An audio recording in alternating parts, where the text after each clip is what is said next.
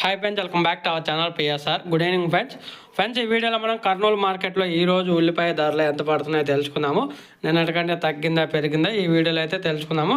ఈరోజు డేటు 17వ తారీఖు 12వ నెల 2025 సంవత్సరం.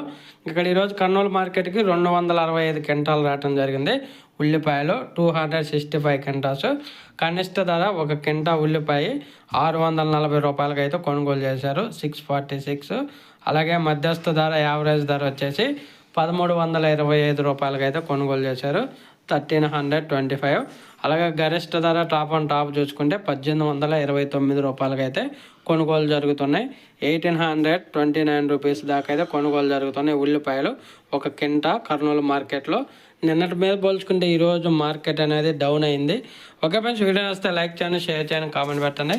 అలాగే మన ఛానల్ని సబ్స్క్రైబ్ చేయండి. Thank you.